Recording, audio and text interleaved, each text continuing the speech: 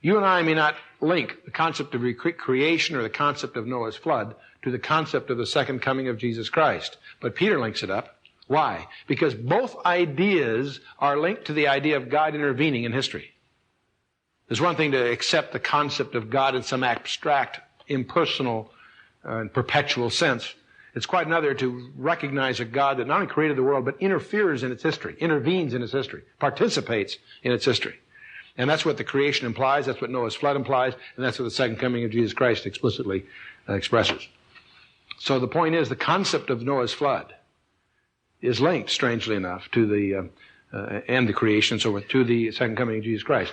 Verse 5, for this they willingly are ignorant of. You notice it's not a result of reason, it's a result of will.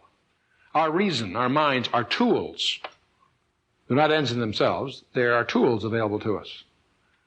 But this disbelief in what God says is an act of the will, not the intellect. We decide what we believe and then rationalize it. That's really what he's saying. For this they are willingly are ignorant of, that by the word of God the heavens were of old, and the earth standing out of the water and in the water, by which the world that then was, being overflowed with water, perished. And that's one of our problems, by the way. The world before the flood perished. And I don't mean just that it drowned. If our perception of Noah's flood is that, gee, there was a lot of water and everything died, that's only partly it. That's part of the issue. The whole ecology of the planet Earth changed. There were more changes in the Earth than you and I would normally have awareness of. We'll get into some of that next time as we get into the scientific background of the flood. The fact the flood was worldwide, universal, is well evidenced everywhere. But there's some really important issues before we get into the flood, is why was there a flood in the first place? Isn't that a little bizarre? One of the questions you should put in your mind is how many people were on the earth at the time of the flood? We don't know. But let me share one thing with you. Scientists who have studied that question have estimates that go as high as 7 billion people. Now, don't misunderstand me. I'm not saying there are that many people. The point is, there could have been, there very well may have been, an enormous population on the earth. See, we have rather quaint, myopic views of the account in Genesis. It shakes you to think of the fact that God scrubbed the slate clean and saved 8 people. That's pretty tough, isn't it? Pretty tough. What got God to go to that extreme? Why would God wipe out all but 8?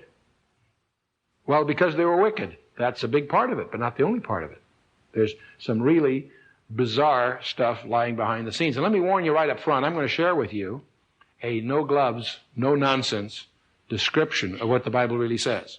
You can attend many good Bible studies that will never get into the rather spooky background that we're going to get into now. So anyone faint of heart, you might want to flip away. The tapes on this program are going to be labeled X.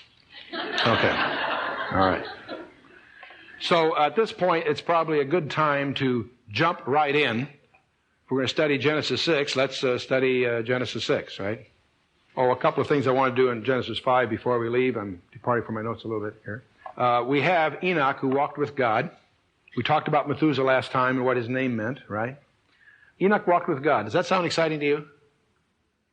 Do you know that privilege is available to you? It's only spoken of as Adam, Noah, and Enoch, right? But you know you can. That privilege is available. Colossians 2:6, Galatians 5:25, and 2 Corinthians 5:7. You put that together and you can... By the way, there are 2 guys that are translated, right? Enoch was translated, raptured, halfway between Adam and Abraham. Who's the other guy translated? Elijah, right. Halfway between Abraham and Christ. Kind of interesting.